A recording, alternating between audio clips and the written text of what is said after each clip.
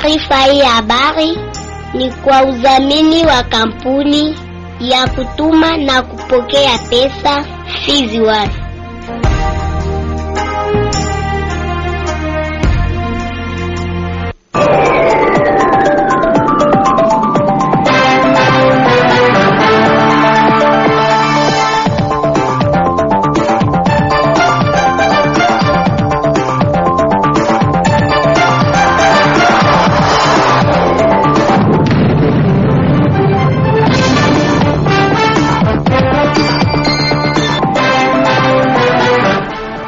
Habari za asubuhi mpendwa msikilizaji wa redio ya kijamii Kivu hapo ulipo. Ni tayari saa 12 za asubuhi kamili na ni muda mzuri wa kuweza kuwasomeni uchambuzi wetu wa habari asubuhi ya leo. Uchambuzi wa habari ambao unakubikwa na habari muhimu leo hii, makala ya michezo na burudani pamoja na ripoti za ripota wetu kutoka eneo tofauti. Jina langu mchumbe wa mkulima na Fatuma. Tuambatane mwanzo hadi tamati. Nasema karibu.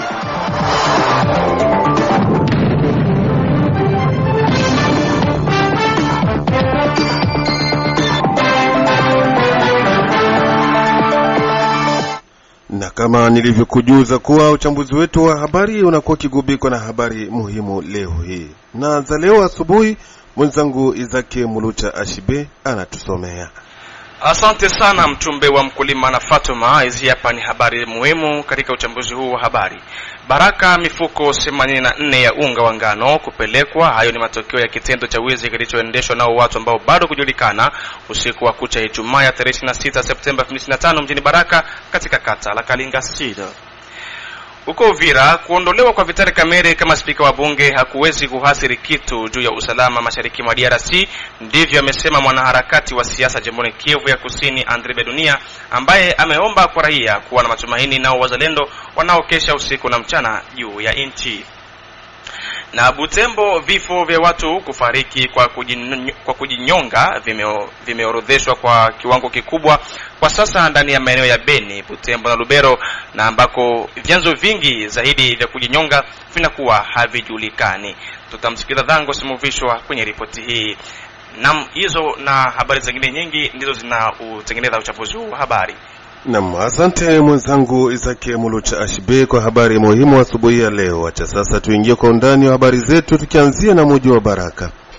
Kulingana na malalamiko yaliyotolewa na mashirika ya uchukuzi wa watu na mizigo kuhusu kamba iliyowekwa na kitengo cha Transcom ili kulipisha pesa 500 kwa kila mchukuzi, hatimaye kiongozi wa Transcom amekwenda kujibu kulingana na malalamiko hayo. Bilombele Nyangeni, mkuu kiongozi wa kitengo cha Transcom mjini Baraka, naye anaeleza yafuatayo. Hii ni 500 ambayo wanazungumza na mtoto yangu mimi transporter. Transporter ndio anapatia baba yake Transcom kuwa pale pa poste ya control. Anakesha pale, anampatia 500 ndio ile anampatia. Haiko taxe, ni 500 ya maji ambao ule transporter anamwachia baba yake pale Transcom kuwa kazi ya control. Hatutafanya kazi bila kuita ni mambo yetu. Tunaita tena auxiliaire yetu. Wanaotusaidia maendeleo ya jiji, maendeleo ya province ni association de transport. Tulikaa pamoja tukawajulisha kwamba kuna makamba ya kusaidia taxation na control.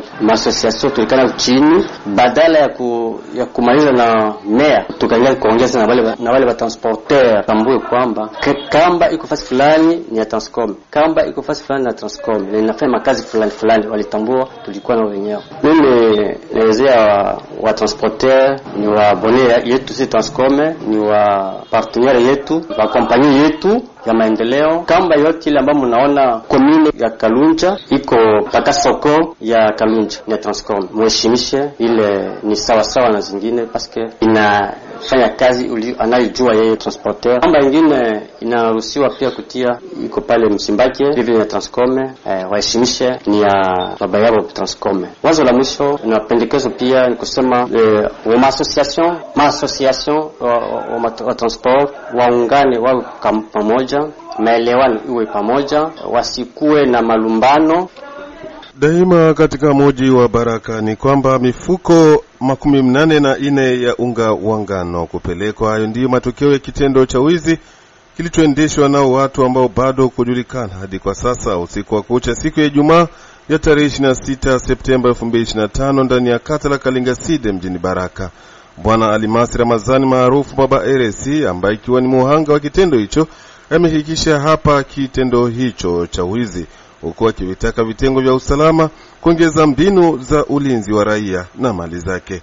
Alimasi Ramazani, muhanga wa kitendo hicho, anaonesha hapa namna hali ilivyokuwa. Mimi nyumbani kwangu kudepo yangu waliiba, wawizi waliingia wakavunja mlango, joko kuma kadena zile kubwa kubwa, zile kadena kubwa kubwa walishindwa kuvunja, wakavunja mlango, wakaiba. Mule ndani mlikuwa farini, wakaiba farini. Mule ndani mlikuwa tu farini, wakafunga kubeba saki 84. Ujumbe tu ambao nataka kutoa kwenye serikali, kuna tunaingia usalama, tunaona usalama ni ufupi sana. Yaani tuangazie huko Kilembwe ni kwamba mashirika ya kiraia ndani ya sekta ya Lulenge yanalalama juu ya tozo za kupindukia zinazotozwa nao vikundi vya wazalendo ndani ya sekta hiyo, ambayo wanataja kuwa ni unyanyasaji mtupu kwa raia wasio na hatia yoyote. Kwake Abedi Sombi Abdul, mratibu wa muundo huo wa NDC Chumvi ya Kongo ndani ya sekta ya Lulenge, ameonyesha hapa madhara ambayo yanatokana na uwingi wa tozo katika maeneo hayo. Kuna matatizo kidogo kulingana na raia imesumbuliwa sana na matax za jeton ambazo zinatoshewa. Tunajua SNPCC watu wa kunisiera kama njoo CPLCC ilikuwa sub-branch ya SNPCC, lakini kwa leo nao wanajitoa na kuwa na parti yao nao inaingiza seme batu banze tosha majeto. Hiyo ni vitu ambavyo vinasikitisha raia sana ndani ya sekta ya Lulenge, na inaonekana sawa vile kusumbua raia. Waraia walipe effort de guerre ya SNPCC, walipe effort de guerre ya batu ya kunisiera, bado taxi za gouvernement. Hiyo ni vitu ambavyo vinasumbua sana. Njoo lalamiko letu hilo kwa wakuu viongozi wa wazalendo, kulingana na mataxi ambazo ziko na kuja zinasumbua sana. Watu wa groupe de jeunes wako na kamba ndani ya sekta ya Lulenge, autodefense iko na kamba ndani ya sekta ya Lulenge, SNPC ziko na kamba ndani ya sekta ya Lulenge, lakini taxi zinamimilika siku kwa siku na majeto. Walimteua yeye kordo wa chama chao ndani ya sekta ya Lulenge, alitembelea wachuuzi Maindombe, akajitambulisha, akasema ya kwamba yeye ameteuliwa kama vile cordon kumsektere ya Lulenge. Cordon mwenyewe alifutwa kazi, na kulikuwa presida wao kutoka Vilimani kule ambao wanakaa na yeye kamanda Kunisier, ndio alifanya ule uteuzi. Akasema tunakuja waarifu wachuuzi wa raia wote, nyumba kwa nyumba, kivitengo mbalimbali, tuko na jeto ambao tutakuja nayo ya kulipisha kila mchuuzi 10,000 francs, 5,000 francs, na wengine wa raia 2,000 francs, na mnapewa majeto sawa vile effort de guerre na taxi zetu. Wachuuzi wamoja walianza kataa, wakamwambia hiyo mambo hatuyafahamu, na tukapata hayo malalamiko, tukapigia chef de secteur akasema hayo mambo hayafahamu, anajua tu kikaratasi ambacho kamanda Kunisier alimtumia kusema anatoa kordo ambaye alikuwa wa groupe de jeunes na anatia kordo mwingine. Pamoja na hayo, Abedi Sombi Abdul ameomba kwa viongozi wa vikundi vya wazalendo kubaki pamoja na kufanya kodi moja ambayo itakuwa ni rahisi kwa raia wa eneo hilo kulipa. Abedi Sombi Abdul anaeleza mara tena, watu wa SNPCC waombe nao na effort de guerre, gouvernement na iombe watu tax za gouvernement. Hiyo ni kuelemea raia sana, na mnafahamu ya kwamba na sekta ya Lulenge ni kipande sana kwa leo, ni ndogo sana. Tax ya huko zitaelemea raia na zitasumbua raia. Ndio maana tulipenda kupaza sauti zetu kusudi tusikilike na wakuu viongozi wa SNPCC wa groupe de jeunes nikongozwa na kamanda Kunisier, watusikie.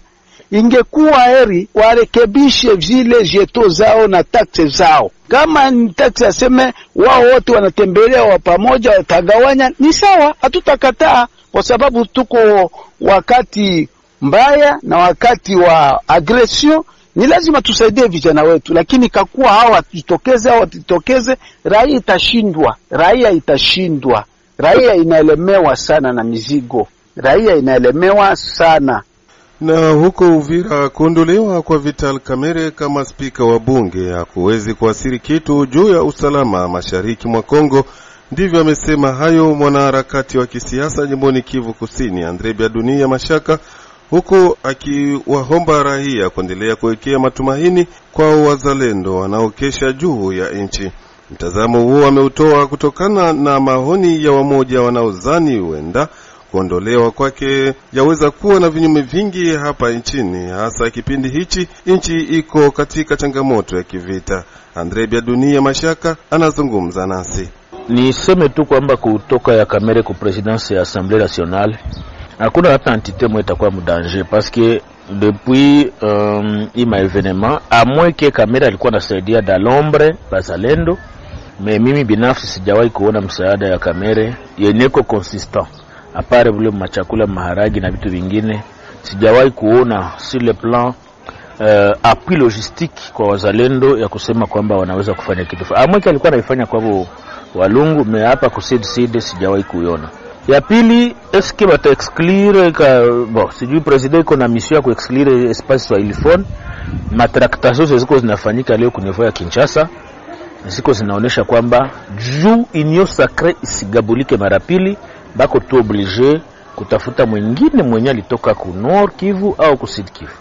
Na bakandida potentiel bako deja, kuko bwana Patrick Munyomo, kuko Aime Boji, kuko bwana Julien Paluku Kahongia, kuko na bingine. Imagine ko na circuler deja. Juu ya nini? Juu ya kupreserver unité inyo sacré. Parce que wakisema bakamate president wa assemblée mwenye haiko wa espace ya kwetu huko kwa Swahili, bitu vinaweza kuleta shida mule mwinyo sacré na bitu vinaharibika alors que tuko movita. Mais acha ni préciser tena kwamba moment haikuwa favorable kufikia kwa bintu tunafikia eko leo. Parce que en tout Kamerhe alionekana kwamba alikuwa partenaire mwenyeko wa confiance kwa president wa republique. Malgré ma déception tenye alipata kwa president, notamment accord ya cash balikuwa prévu après 2018 mpaka 2023, president sikwete na candidat, Kamerhe akwe candidat, akamurule na fatifikie 2023, 2022 bakamufunga, bakamtia mu prison na mambo mengine ilikuwa yote ni kumsalire Kamerhe. Na Kamerhe mimi niko mubatu walifanya profesi, nikasema maanalize zangu ke kama Kamerhe atakuwa ni mfanya siasa mzuri, hapashi tena kuendelea na kuwa na partenaria na bwana president Felix Tshisekedi. Hata hivyo, upande mwingine, Andre Biadunia Mashaka amemlaumu rais wa nchi kwa kuto kuhesabu mema ya Vital Kamerhe. Parce que mukiangalia parcours ya Felix, maengagement zake zinakuwa respecté très difficilement na haingepaswa tena kwenda naye. Alors kukeshia kuuliza est-ce que anata réviser constitution, est-ce que Kamerhe alikuwa blocage? Tout est possible. Tout est possible, Kamerhe anaweza kuwa alikuwa blocage, mais sioni le blocage par le fait que yo peke majorité au pouvoir. IDPS yo peke na vile mosaike wake wengine walikuwa na majorité ya kupitisha ile resolution ya kuvote ke ba réviser constitution. Donc haikukuwa vraiment blocage sana, mais mimi nawaza kwamba kimefika leo ni kusema ke president wa republique iko na besoin ya kugerer, ya kubakia maître absolu. Hapendi mtu mwingine, hapendi konkira mwenye ataonekana kwamba anaweza kumwetufe. Parce que même kesho après kesho yake utasikia ke babemba wote batakuwa etufe. Angalia même opposition ilikuwa wakati ya Kabila 2016 2017, haiko ndio opposition tuko nayo leo. Opposition ishakuwa fragile. Alors c'est à Kamerhe de faire les choix. Ou alors anabasculer kwa opposition, parce que même niko naona tame hii tu anatoka kwa présidence ya assemblée, d'ici là atakuwa poursuivi parce que wako deja wanamwimpite mamilioni na mamilioni ya dollars. Unasikia? Banasema hapakuwa orthodoxie mu gestion yake. Mimi nawaza kama atakuwa traîner devant la justice d'ici là. Hatumtaki mabaya, mais ajue kama partenaire wake haiko mtu mwenye anatenira ka parole yake. Mimi nawaza kama priorité kwa leo batu ya Sud Kivu ba Congolais yote, amweke tukue na kipande ya West iniko naona contraire ya vyetuko tunaona, mais priorité vraiment sincèrement tuambiane haiko kuma poste saa hii. Priorité saa hii ni kuangalia tutafanya nini, koma récupérer Zibira, tusikwe tunangua maantitezi yaanguke pour que tupige tubombarde, tuko tuna anticiper, tuko tunafanya offensive, ulia kungua tuko tunazuia tu. Leo Nzibira iko mikono ya adui. Kesho nini itaanguka tuyui, nini itaanguka kesho tuyui. Tukisema wanasema tuko tunachekea serikali, mais serikali yenyewe haioni kama ilishashindwa na kazi. Lord, ni kesho ya kulamusha peuple congolais, tuache madeba ya politisi, tuangalie namna gani ya kusaidia nchi yetu.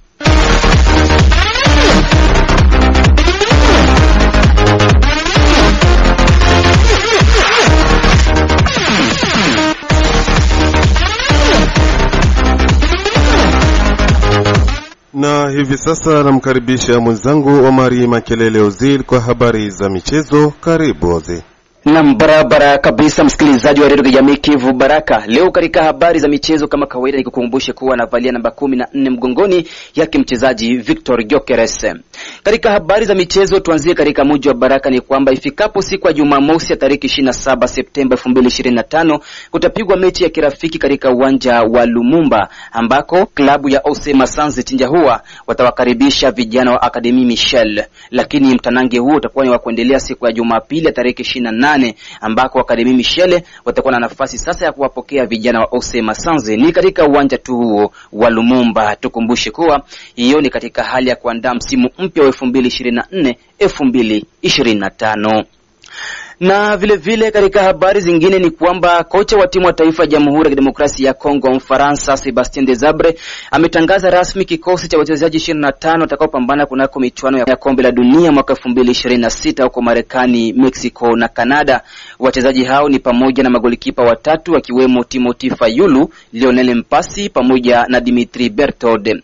Lakini vile mabeki ni pamoja na Aaron Van Bissaka wa klabu ya West Ham hapo nchini Uingereza, Jedeo Kalulu, Arthur Maswaku wa klabu ya Sunderland hapo nchini Uingereza, Joris Kayembe wa klabu ya Racing Genk hapo nchini Ubelgiji, yuko vile mchezaji Steve Kabwadi, Roki Bushiri, Dylan Batubinsika, Axel Tuanzebe pamoja na Chancel Mbemba. Wachezaji wakati ni pamoja na Noah Sadiki, Edo Kayembe, Samuel Mutu Sami, Charles Piquel, Ngalamayal Makau, Theo Bongonda, Meshake Elia, Gradi Diangana pamoja na Nathanael Mbuku. Washambuliaji ni pamoja na Fisto Mayele Kalala, Afemiko Pululu, yuko vile Samuel Esende, Cedric Bakambu Bakagole. Hao ni wachezaji ambao wameitishwa. Tukumbushe kuwa Yohani Wissa yuko katika kikosi ambacho kimeitishwa na kocha Mfaransa Sebastien Desabre kutokana na jeraha ambalo anaendelea kuliuguza huko katika klabu yake mpya ya Newcastle.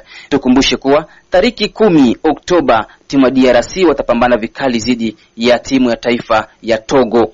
Na kule katika bara la Ulaya sasa ni kwamba ligi 5 kabambe katika bara hilo itaweza kutimua vumi mchana wa siku ya Jumamosi ya wiki hii ambako katika nchi ya Uingereza majira saa 7 na dakika 30 vijana wa Brentford watawakaribisha Manchester United na Leeds United watakuwa vikali dhidi ya Bournemouth. Manchester City watawakaribisha Burnley, Crystal Palace watawakaribisha Liverpool na Chelsea the Blues watakuwa vikali dhidi ya Brighton. Nottingham Forest watawakaribisha timu ya Sunderland, huku Tottenham Hotspur majira saa 3 kamili usiku watapambana vikali dhidi ya Wolverhampton Wanderers. Na kule katika nchi ya Hispania maarufu Liga Santander ni kwamba Getafe majira saa 8 kamili mchana watawapokea Levante. Atletico Madrid katika uwanja wa Wanda Metropolitano majira saa 10 na dakika 15 za jioni watakuwa vikali dhidi ya masimu wao ambao ni Real Madrid. Na katika habari za hapa na pale huku na kule ni kwamba aliyekuwa nahodha mkuu wa klabu ya FC Barcelona raia wa Hispania Sergio Busquets ametangaza rasmi kustaafu kucheza soka ya kulipwa. Sergio Busquets ametumikia klabu ya FC Barcelona kwa mafanikio makubwa sana baada ya kuondoka klabuni hapo na kujiunga na klabu ya Inter Miami ya kule nchini Marekani, klabu ambayo mchezaji huyo Sergio Busquets ametangazia rasmi kuwa ametundika viatu vyake vya soka.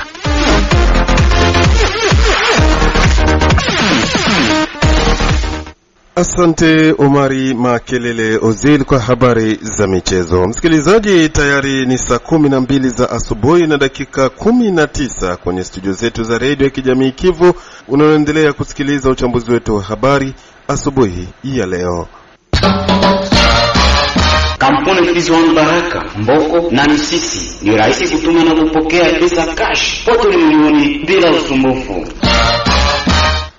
Tuangazie uchambuzi wetu wa habari, na huko Butembo ni kwamba vifo vya watu kufariki kwa kujinyonga vimeorozeshwa kwa kiwango kikubwa kwa sasa ndani ya maeneo ya Beni, Butembo na Lubero. Zangosi Muviswa Kapuni kutoka huko Butembo na mengi zaidi. Ni kwa hiyo mwanasaikolojia Jerome Tamose wa kituo kinachowapa tiba watu ambao wamerukwa akili Kap Salama Butembo asema kwamba ukosefu wa usalama mashariki DRC sasa zaidi ya miaka 30 ni moja kati yanayosababisha watoto wa miaka chini ya 18 kujitundika. Hali hii ya ukosefu wa usalama imewaathiri kisaikolojia watoto wengi. Upande wa pili, serikali pia nayo yasababisha vituko kama na hivi, kwa kuwa hakuna utafiti unaofanywa kwa haraka mtu anapojitundika katika mji. Ni kwa hiyo watoto wengi waiga pasipo kujua nini wanachokifanya, amesema mwanasaikolojia Jerome Tamose.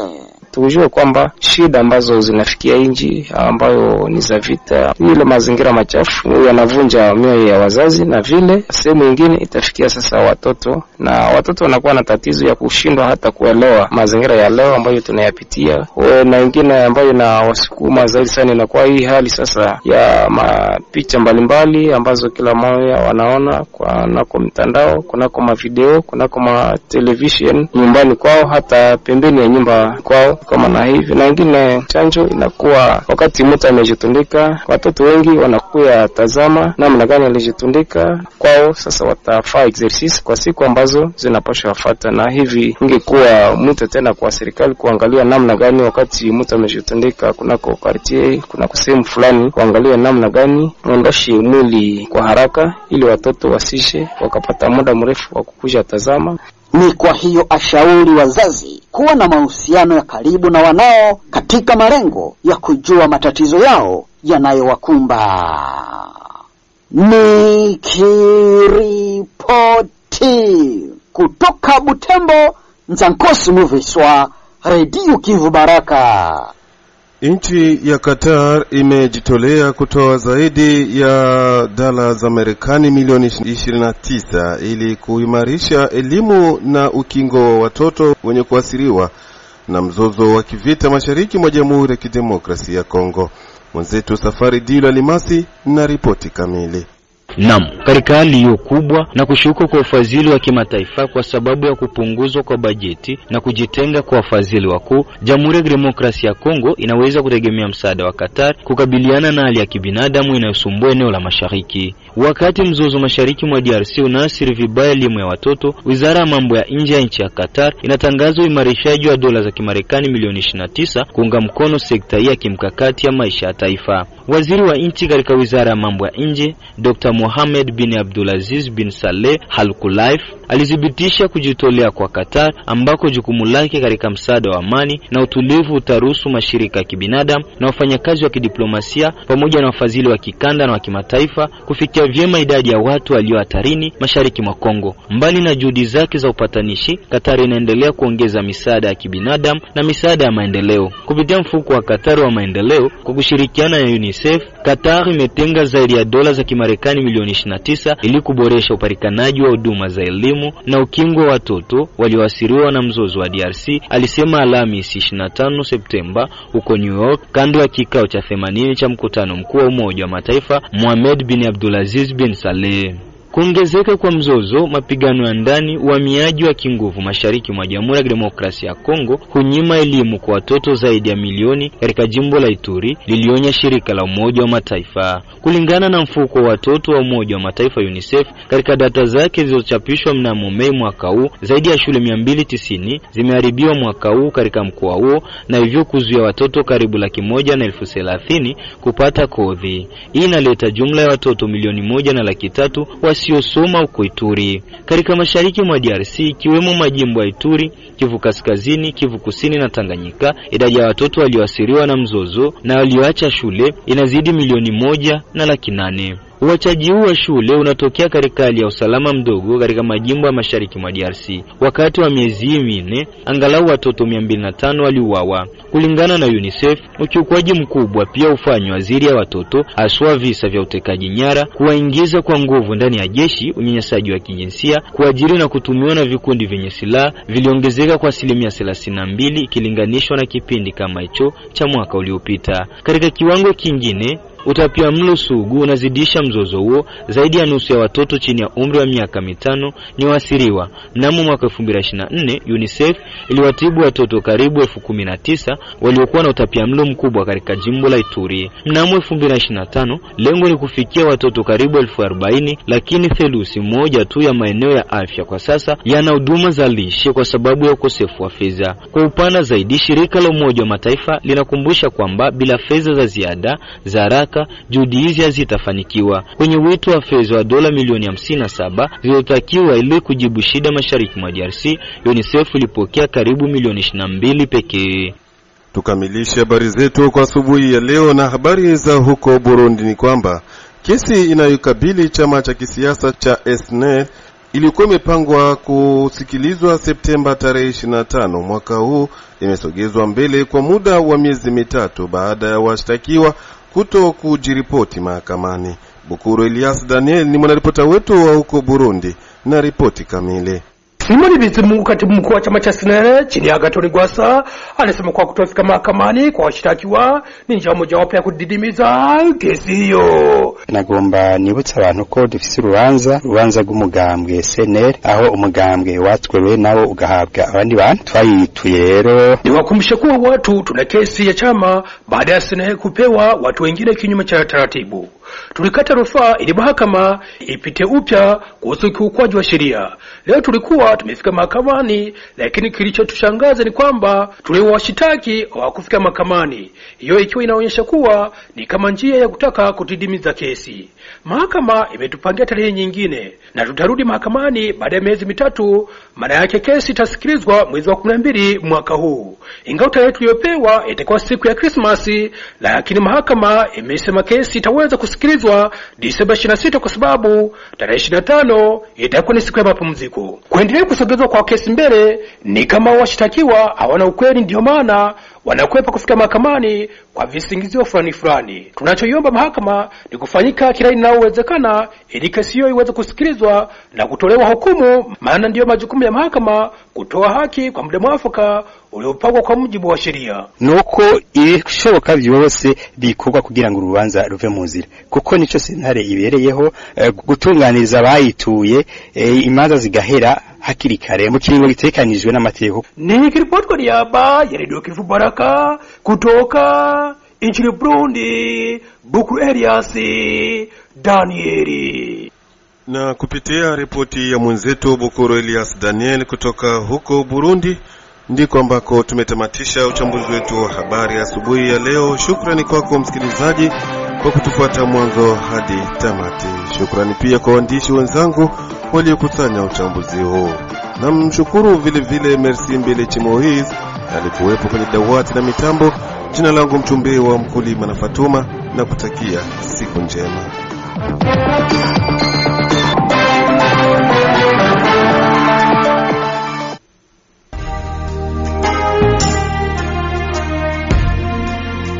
Taarifa hii ya habari ni kwa udhamini wa kampuni ya kutuma na kupokea pesa Fizi Wasi.